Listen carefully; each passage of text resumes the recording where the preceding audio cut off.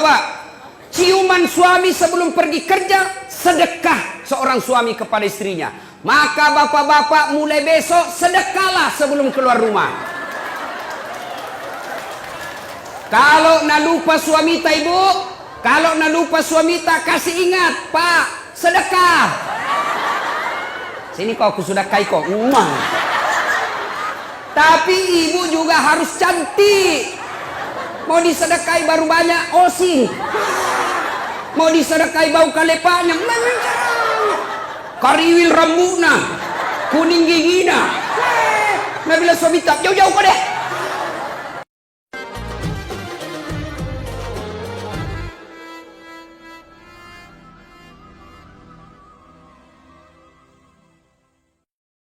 Saya mau cerita. Nah, ketika Rasulullah sallallahu alaihi wasallam usia 40 tahun, Rasulullah kemudian menerima wahyu di Gua Hira. Gua Hira ini kurang lebih 7 kilo dari kota Mekah. Naiklah Nabi ke Gua Hira, datang malaikat Jibril. Malaikat Jibril memeluk Nabi. Nah pakai Nabi tak, dia peluk. Lalu Jibril berkata, "Iqra, baca." Nabi bersabda, "Saya tidak tahu membaca." Malaikat Jibril ulang lagi, "Iqra, baca." "Saya tidak tahu membaca." Jibril ketiga kalinya makin dipeluk sampai Nabi sesak napas, hampir tidak lagi bisa bernapas. Lalu Jibril berkata, "Iqra, baca." Nabi mengikuti, "Iqra bismi rabbikal ladzi khalaq" sampai ayat kelima. Menggigil Nabi, Mekkei. Tahu Mekke toh? Tahu? Itu bahasa Perancisnya dingin. Oh, pulang Nabi, ketuk pintunya. "Assalamualaikum warahmatullahi wabarakatuh. Istriku sayang." Dia buka pintu. "Wih, abangku sayang." Ini istri yang baik. Pulang suami bukakan pintu, cipikan. Suami tak ji? Pernah dikasih gitu suami tak ibu? Pernah jadi. Kalau perlu kasih itu bekas gincu. Tempel Ibu, tahu ndak sedekahnya ibu-ibu kepada suami? Sedekahnya suami kepada ibu tiap hari. Bapak-bapak ini yang di luar, tahu ndak sedekahnya suami kepada istri setiap mau keluar? Apa sedekahnya? Nabi setiap mau keluar, dia cium jidatnya istrinya.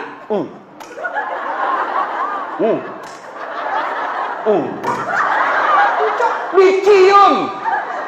Coba, ciuman suami sebelum pergi kerja, sedekah seorang suami kepada istrinya. Maka bapak-bapak mulai besok sedekahlah sebelum keluar rumah. Kalau nak lupa suami tak ibu, kalau nak lupa suami tak, kasih ingat, Pak, sedekah. Sini kau aku sudah kai kau. Tapi ibu juga harus cantik. Mau disedekahi baru banyak osing. Mau disedekahi bau kalepanya, kariwil rambutna, kuning gigina. Nah bila suami tak, jauh-jauh kau deh. Ya, datang Nabi Khadijah. Lalu Nabi berkata, "Wahai istriku, dingin aku dong, menggigil kak, selimuti saya." Masya Allah. Bu, ku tanya ki dulu. Ini misalnya toh 3 hari 3 malam tidak ada suami tak, ditelepon tidak aktif HP-nya, dicari tidak tahu kemana, tiba-tiba datang menggigil. "Ibu, selimuti kak." Kira-kira kita selimuti bu? Oh ibu, kita selimuti? Tidak. Paling selimuti kak, langsung, "Dari mana kau?" Langsung diinterogasi. "Selimuti kak ibu?" Langsung dia bilang, "Cik dakol." Itu Khadijah, suaminya 3 hari 3 malam keluar, pulang kedinginan. "Wahai istriku, selimuti saya." Khadijah menjawab, sami'na wa ata'na. Saya dengar dan saya taati. Maka hikmah pengajian pertama, Ibu, pulang ki pengajian ini, apapun nak perintahkan ki suamita, selama tidak bertentangan agama, wajib Ibu ikuti. Saya ulang, apapun nak perintahkan ki suamita, selama tidak bertentangan dengan agama, Ibu wajib mengikutinya. Dosa kalau tidak ikut. Tahu? Nah, Bu, pakai kau jilbab. Siap. Jangan yang sampi-sampi. Siap. Jangan yang pendek-pendek. Siap. Kalau Ibu tidak lakukan, bukan cuma dosa kepada Allah, tapi juga dosa kepada suaminya.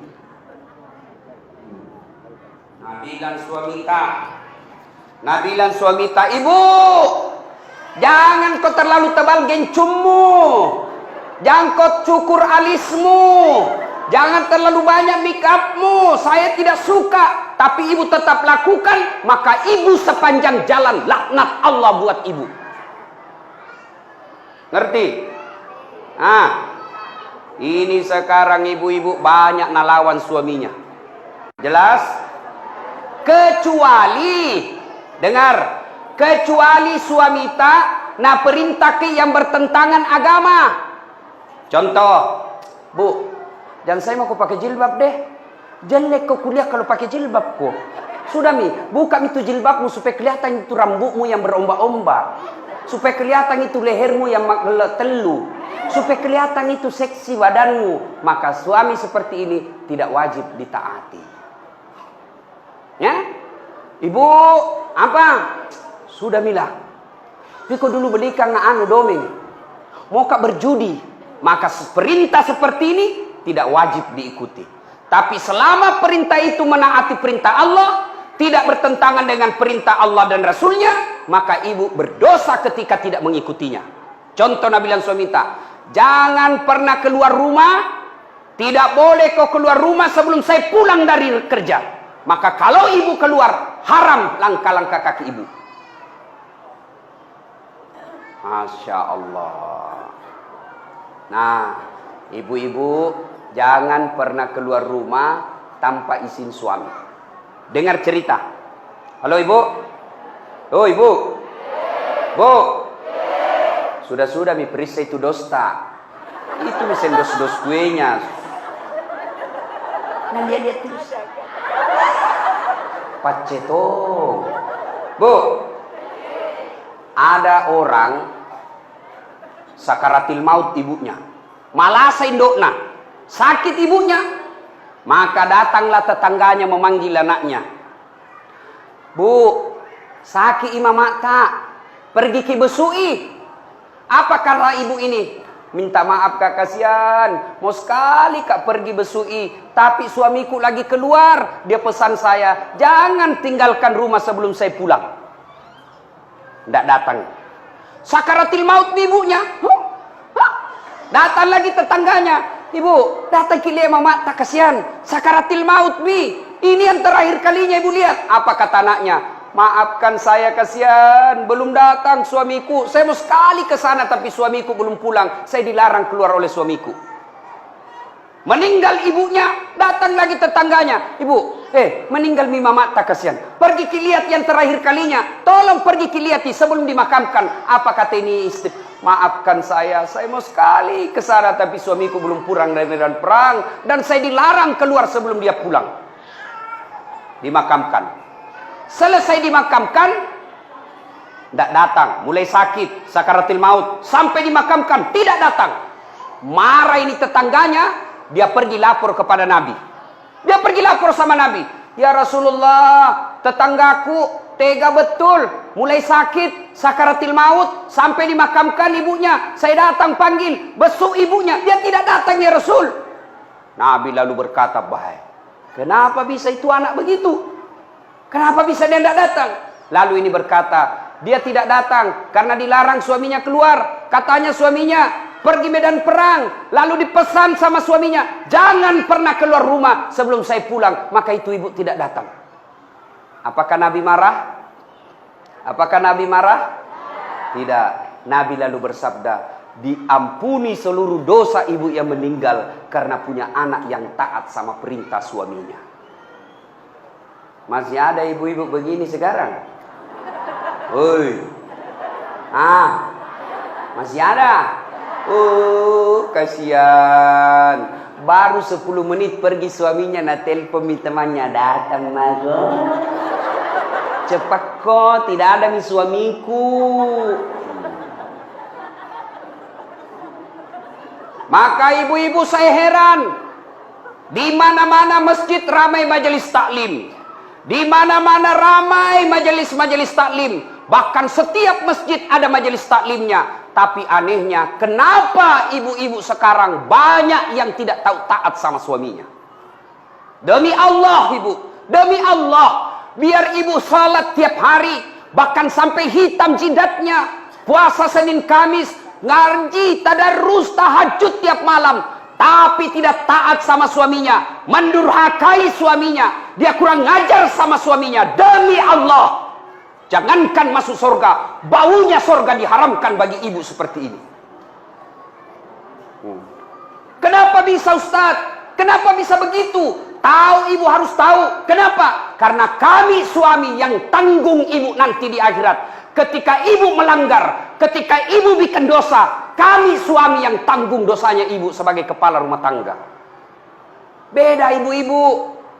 Ibu-ibu taat ibadah, rajin sholat, tutup aurat, Senin Kamis puasa. Suaminya tukang judi, suaminya koruptor, suaminya pemabuk, suaminya pengedar narkoba, suaminya tukang tipu. Tapi istrinya soleha, demi Allah, istrinya tetap masuk surga, suaminya dibakar di neraka. Tidak ada hubungan. Maka ibu, jangan keluar rumah tanpa izin suami. Jangan lakukan apa-apa tanpa izin suami. Kenapa? Karena suami yang tanggung ibu nanti ketika di akhirat. Maka bersyukur ibu-ibu yang punya suami. Kenapa? Karena itulah nanti yang lindungi ketika di akhirat. Maka hargai suami tak. Jangan hina suami tak gara-gara dia miskin. Ini banyak ini istri kurang ajar sama suaminya. Mentang-mentang. Agato iko.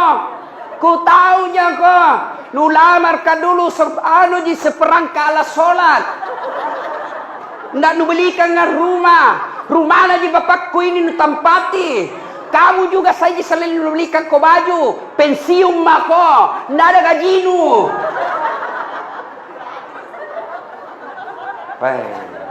Istri seperti ini bu. Nah tunggu ko malaikat. Nah belender ko nanti. Yang ketawa serius kah ini? Ya. Salatullah. Salamullah. Ala toha rasulillah. Salatullah. Salamullah. Ala yasin habibillah. Tawassalna bismillah. Wabil hadi rasulillah. Wa kulli mujahidinillah. Bi ahlil badri ya Allah. Ya Allah, jadikanlah cinta kami kepada Rasul-Mu. Kami sangat mencintai Rasul-Mu ya Allah. Kami sangat merindukan Rasul-Mu ya Allah. Karena cinta kami kepada Rasul-Mu ya Allah, jadikanlah acara ini berkah. Dan ilmu yang kami peroleh, kami mampu mengamalkannya ya Allah. Ibu bapak, saudara-saudara sekalian yang saya hormati. Satu, taati perintah suami. Jangan sampai ibu bermajelis taklim sudah 5 tahun. Tiap pengajian datang, tapi tetap durhaka sama suami. Sia-sia majelis taklim tadi. Ya. 2. Khadijah tidak pernah sangka buruk kepada suaminya.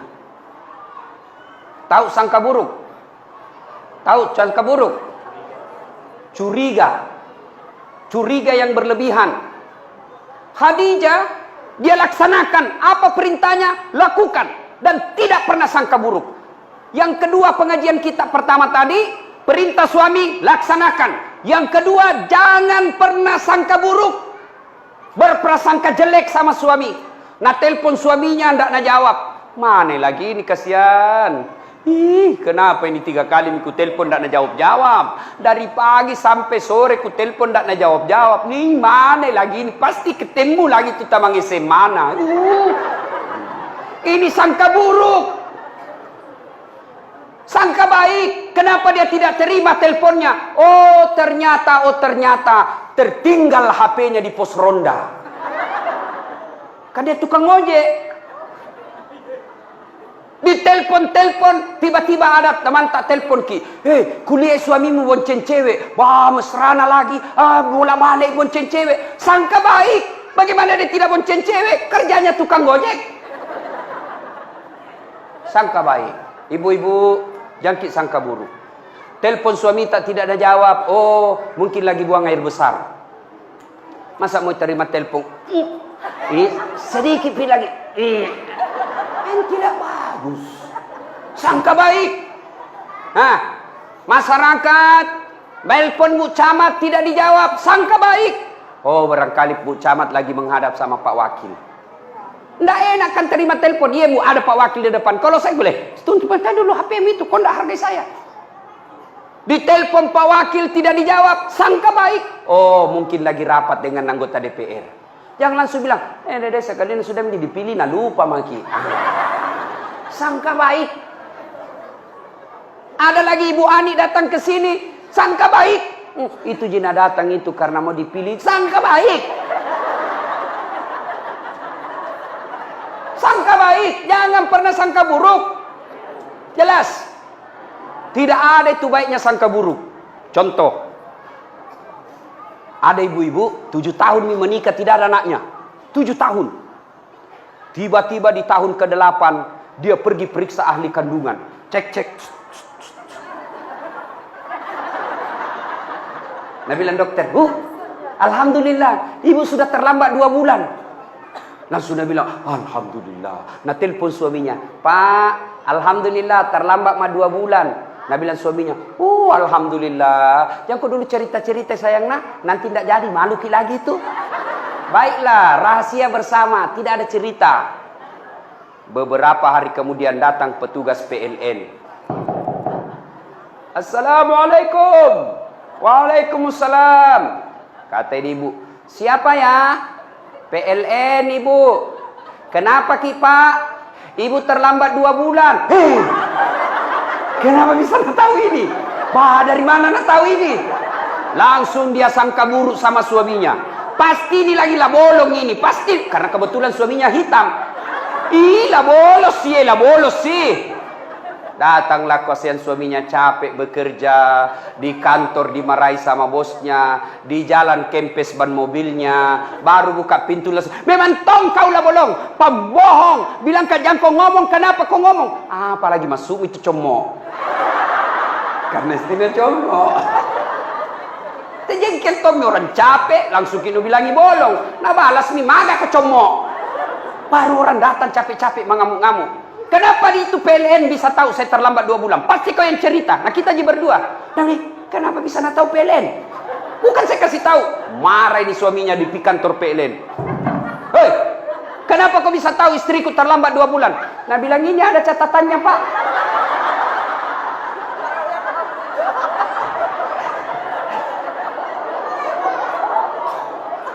Nah bilang hapus itu. Ada apa cacat-cacat? Hapus sih. Nah bilang boleh dihapus, tapi bapak bayar dulu. Nah bilang kalau saya tidak mau bayar. Nah bilang terpaksa punyanya bapak diputus. Kalau punya aku kau putus, apa nak pakai istriku di rumah? Nah bilang terpaksa istri tak pakai lilin. Coba. Inilah akibat bersangka buruk. Ya. Berapa banyak rumah tangga berantakan. Yang akhirnya terjadi perceraian. Yang akhirnya jadi perpisahan yang tidak nyaman. Anak jadi korban. Mau ke bapaknya sudah punya istri. Mau ke mamanya punya suami. Lalu akhirnya anaknya jadi korban dunia akhirat. Siapa yang bertanggung jawab? 2 orang tua ini ketika anaknya nanti masuk neraka. Gara-gara apa sebabnya? Sangka buruk. Sangka baik. Ibu-ibu, tidak ada itu enaknya sangka buruk. Sangka baiklah. Ada caleg, sudah bikin pengajian, sudah pasang baleho, sudah datang silaturahmi, bagi-bagi jilbab. Ternyata tidak terpilih, sangka baik. Oh, bukan itu yang terbaik buat saya. Saya dulu 2013 ikut pilwali di Makassar. Dibetak Ustaz? Tidak. Siapa bilang dibetak, Kak? Cuma yang menang lebih banyak suaranya. Belum tentu dia lebih jago dari saya. Nah, alhamdulillah, saya ambil hikmah. Oh, ini hikmahnya saya tidak jadi wakil wali kota. Saya jadi ustadz. Sekarang karena saya jadi ustadz, keliling dunia ceramah. Ke New York. Tahu jaki New York? Dekat nama Lili. Dari New York pergi ke Jepang, pergi ke Itali, pergi ke Roma, ke Malaysia, ke Turki, ke Saudi. Semua dibayarkan. Hebatnya lagi, pergi tidak bawa uang, pulang. Sangka baik, sangka baik, sangka baik, sangka baik. Ibu-ibu tiba-tiba hancur usaha, sangka baik. Tiba-tiba suami berubah setengah mati, sangka baik. Suami tak jahat, sangka baik. Kalau dia berbuat jahat, dia yang tanggung dosanya di akhirat. Tenang perasaan. Pigau mau meruntuk tu. Mak bele ko Andre ko tu runtuk mak ko mak bele ko mama. Ya. Ibu-ibu, kalau ini rumus kita pakai, sangka baik, tenang perasaan. Kalau kita selalu sangka buruk, belum terjadi kita sudah sangka buruk, begini nanti, begini nanti, begini nanti, maka ibu akan sengsara, tidak bisa tidur. Hah? Nah, 2. Saya ulang lagi. Apa tadi yang pertama, Ibu? Apa? Bu? Pertama, taat pada suami. Apa dia perintah suami, lakukan. Dengan catatan, perintah itu tidak bertentangan agama. Jangan kau pakai spiral. Kalau kau pakai, saya tidak setuju. Ibu pakai, maka selama ibu pakai, laknat Allah selalu menyertai ibu. Ya, ikut itu. Yang kedua, apa tadi yang kedua? Sangka baik. Nah, yang ketiga, Khadijah. Ibu itu Khadijah, sebelum menikah sama Nabi, beliau janda terkaya di Mekah. Ada janda kaya di sini? Hah? Ada? Saya cuma bertanya. Jangan maki bilang Ustaz cari janda. Tidak. Kaya. Ketika beliau sakaratil maut. Tahu sakaratil maut? Tahu Ibu? Nah ini muka-muka sakaratil maut semua ini. Masya Allah. Ketika beliau sakaratil maut, usianya 60 tahun. Nabi usianya 45 waktu itu. Sakit Khadijah. Beliau sakaratil maut. Dia lihat-lihat nih.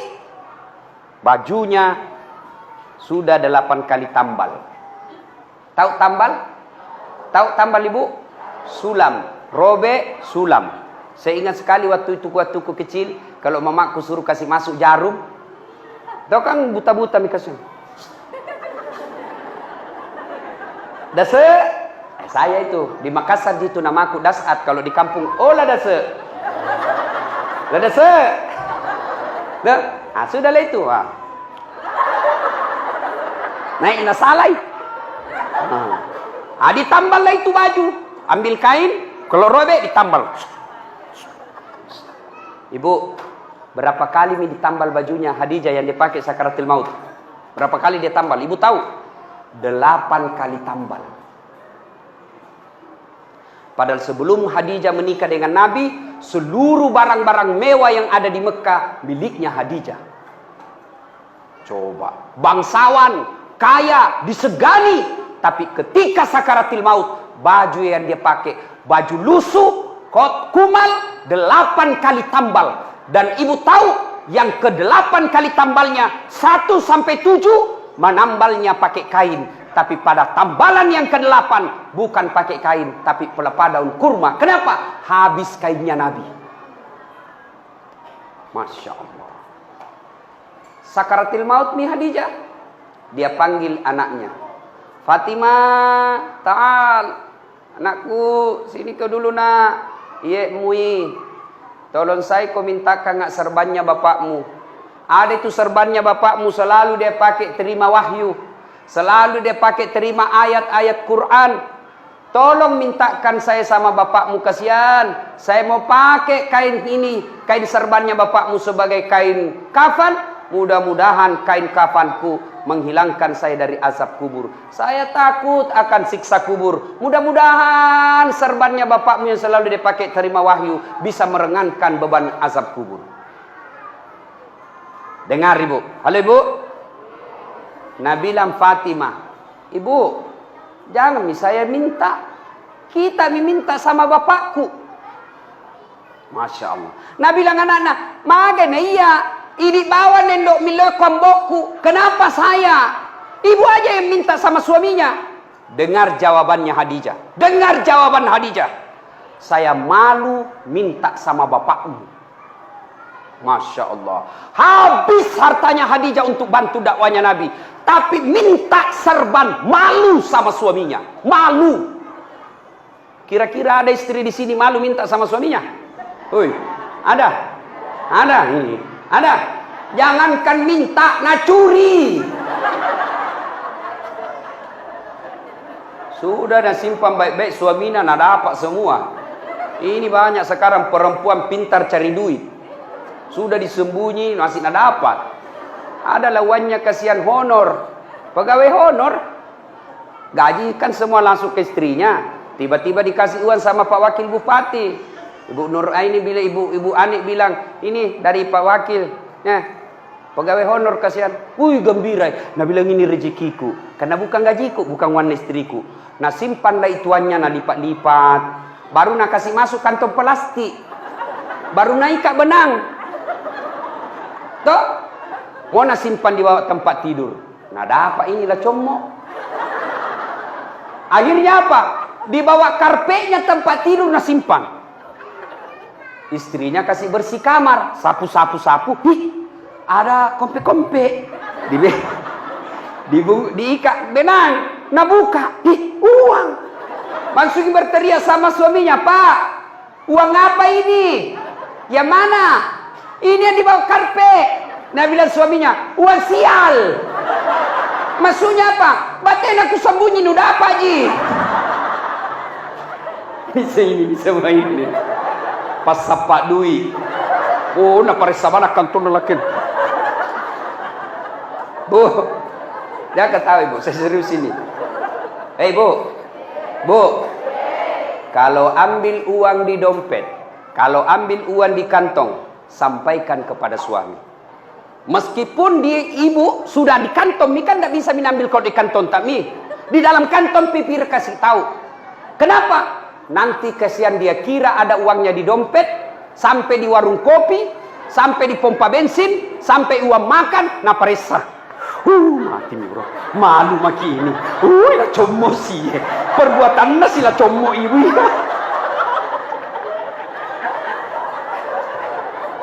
Jelas?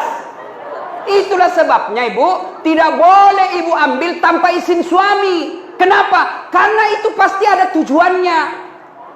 Mengelola keuangan rumah tangga itu ada materinya, ada manajemennya. Gajinya suami, ambil suami 100% oleh istri. Tapi penghasilan-penghasilan lain itu uang suami namanya. Untuk apa? Karena kadangkala ada kejadian darurat yang tidak disangka-sangka sehingga butuh uang, nah itulah simpanannya suami. Gajinya suami, pembeli beras, pembeli ikan, pembeli lauk pauk, pembeli lain-lainnya. Tapi ketika tiba-tiba mobil tabrakan, pak, tidak mungkin uangnya gajinya dari istri yang sudah diambil, maka itulah simpanannya suami. Maka ibu jangan ambil ketika ada simpanan suami, karena itu pasti ada tujuannya disimpan suami tak. Jelas ibu? Jelas? Salatullah, salamullah ala toha rasulillah. Salatullah, salamullah ala yasin habibillah. Tawassalna bismillah wa bil hadi rasulillah wa kulli mujahidi lillah bi ahlil badri ya Allah. Nah, satu, taati suami. Dua, sangka baik. Tiga, jangan mengambil tanpa izin suami. Jelas ya? Jelas ya? Yang keempat, Khadijah ternyata menopang suaminya, mendukung suaminya sepenuhnya. Karena ini laki-laki, biar bagaimana jagonya, tanpa dukungan istri hancur. Betul ya, Bu? Betul? Maka tapi jangan tom berlebihan, Ibu. Ada itu di Kolaka, nak bunuh suaminya, nak tikam suaminya pakai pisau dapur, nak tutup kamarnya dulu, baru nak tikam sampai meninggal suaminya. Ditanya, kenapa kau kasih begitu suamimu? Dia bilang, setengah mati ku bantu. Setelah berhasil, dia mau kawin lagi. Lebih baik ku bunuh. Bah, bikin takut-takut. Jangan kita bunuh, Ibu. Lebih baik kita kasih obat tidur. Supaya dia tidur selama-lamanya.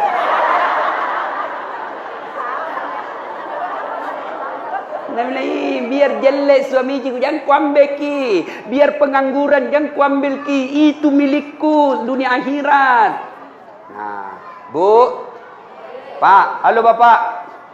Percaya Pak, Bapak tidak akan sukses tanpa dukungan istri. Mau ki contoh?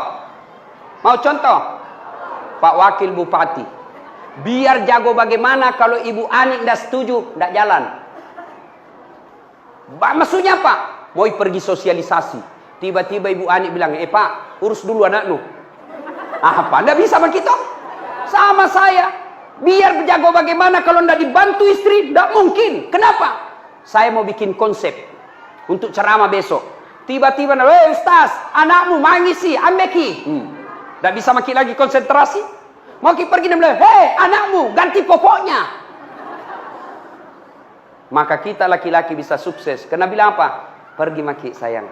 Anak tak, saya yang ngurus. Serahkan semuanya sama istri tak.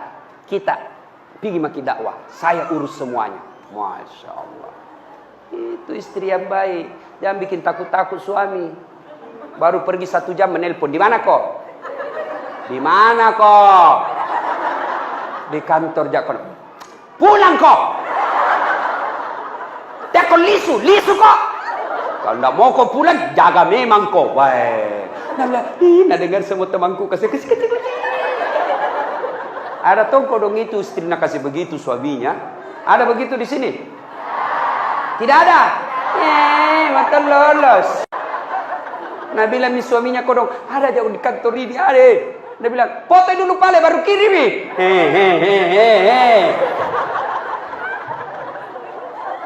Woi Pak. Ada ki begitu di sini? Takut sama istri tak? Ada? Pak Desa. Takut ki sama istri tak? Berhenti jadi laki-laki. Apa mau takut sama istri? Nah kita lamar nih, dibikinkan rumah, dibelikan mobil, semua cicilannya kita bayar nih.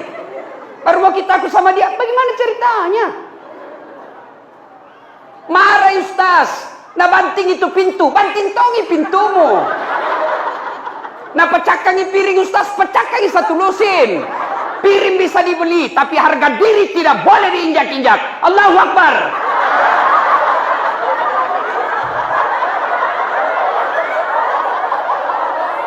Iya Pak, setuju?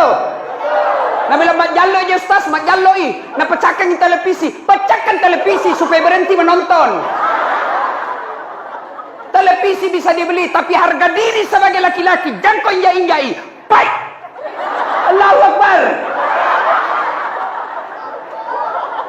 Nah bilang orang, jadi Ustaz, tidak takut sama istri? Aku bilang, apalah aku takut sama istriku? Cuma istriku lebih berani dari saya.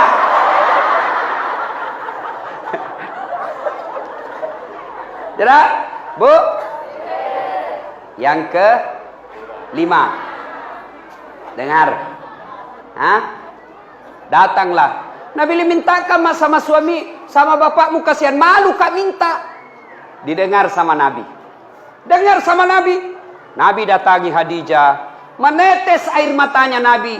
Wahai Ummul Mukminin, ibunya orang Islam, habis hartamu untuk bantu saya dakwah. Capuk mana waram-parammu? Semua hartamu habis untuk bantu dakwah Islam. Hanya ini serban yang kau minta. Serban saja kau minta, itu pun kau malu minta kepadaku. Subhanallah, wahai istriku yang tersayang. Begitu sayangnya Nabi kepada Khadijah. Sudah wafat Khadijah, Nabi tidur bersama Aisyah. Khadijah sudah wafat, Nabi tidur bersama Aisyah, istrinya yang muda, perawan, cantik. Lalu Nabi bersabda, ku ingat nak kodong Khadijah, seperti kalau ada di rumah langkah-langkah kakinya. Cemburu Aisyah. Karena bilang, saya nu temani tidur, Khadijah nu pikir. Kan gak enak Bu, lain dipikir, lain dirasa. Iya toh? Kan gak enak Ibu dikasih begitu. Aisyah keberatan. Ya Rasulullah, apa sih kelebihannya Khadijah? Saya kau temani tapi Khadijah kau pikir. Apa kelebihan Khadijah dari saya? Khadijah kau nikahi sudah 2 kali janda. Khadijah lebih tua 15 tahun dari saya.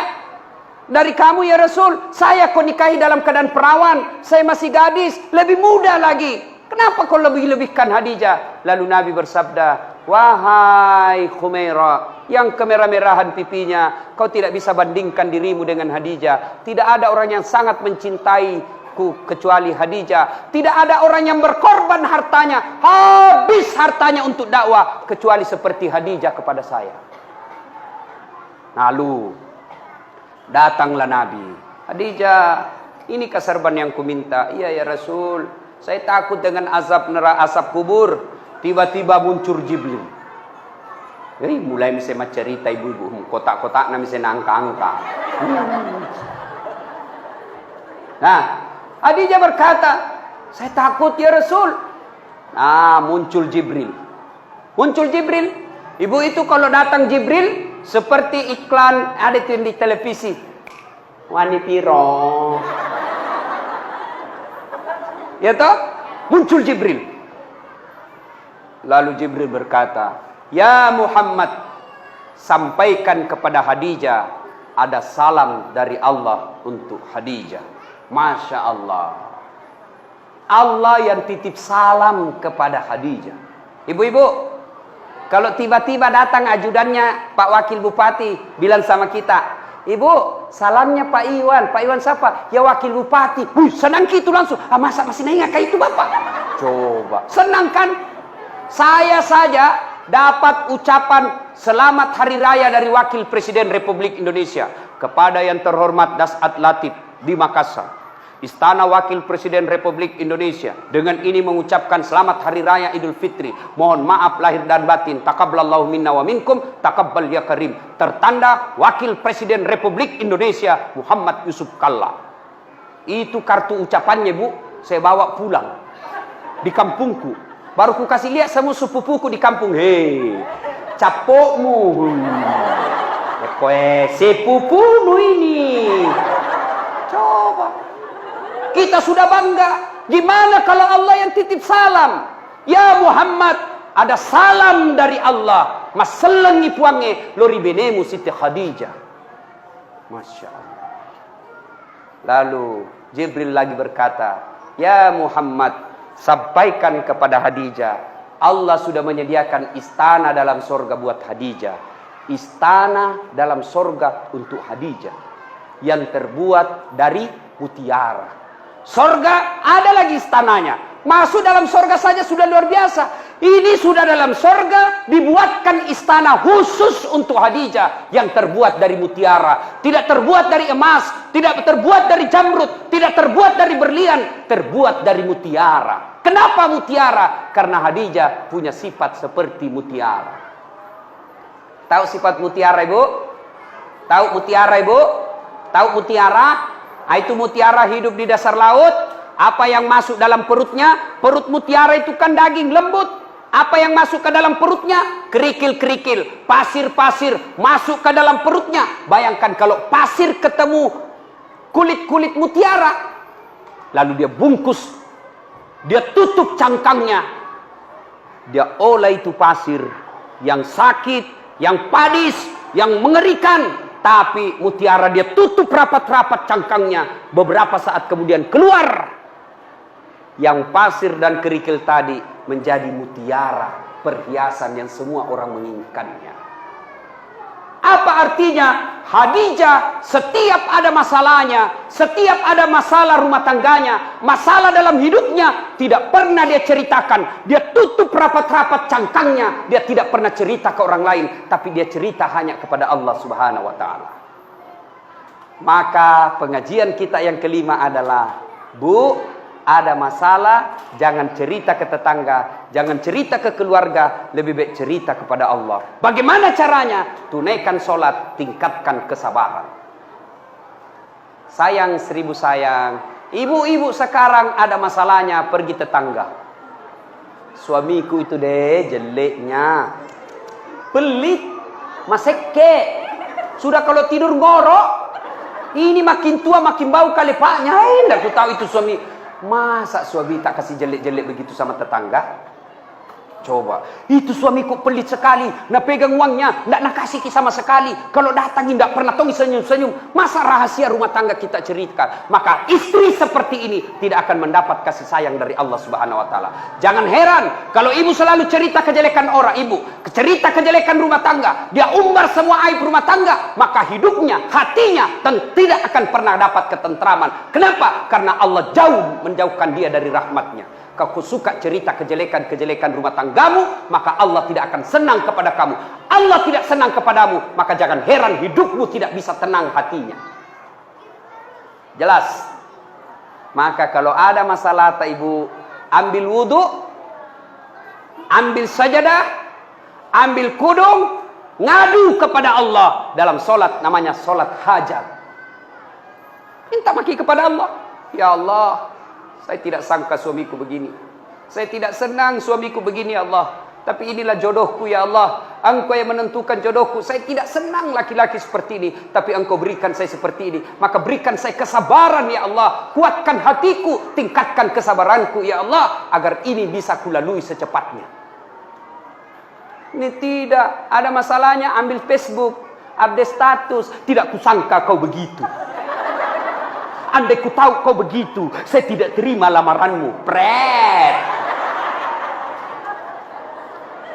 Dia kan banyak begini. Apalagi, coba ku tahu begini, tidak mau kawin sama kau. Apalagi tidak mau naduami anakmu. Jelas? Ibu-ibu, ada di sini rumah tangga tidak ada masalahnya? Ada? Ada? Tidak ada orang tidak ada masalahnya. Cicilan belum lunas, anak tidak dapat kerja, suami makin kajili-jili, motongi cantik istri, motongi mulus muka, penuh dengan masalah. Maka masalah itu bukan masalah. Masalah kita adalah bagaimana mengatasi masalah. Mengatasi masalah tanpa masalah. Weh, ini warna pegadaian ibu-ibu ini. Bu, ada masalah tak, ngaduki kepada Allah. Dalam cara apa Ustaz? Tingkatkan kesabaran, tunaikan sholat dengan sebaik-baiknya, perbaiki 5 waktu, tambah sholat-sholat sunnah, terutama sholat hajat di malam hari. Allah janji, ud'uni astajib lakum. Minta kau kepadaku, pasti saya kabulkan. Itu janji Allah. Salatullah, salamullah ala toha rasulillah. Salatullah, salamullah ala yasin habibillah. Tawassalna bismillah wa bil hadi rasulillah wa kulli mujahidilillah bi ahlil badri ya Allah. Alhamdulillah. 5 ini kita bawa pulang. Insya Allah kita amalkan, Bu, ada gunanya pengajian. Tapi kalau pulang ini tidak ada diamalkan, maka kita hanya datang turut ramai, tidak ada faedah yang kita dapatkan. Inilah tausiah kita, mudah-mudahan ada manfaat.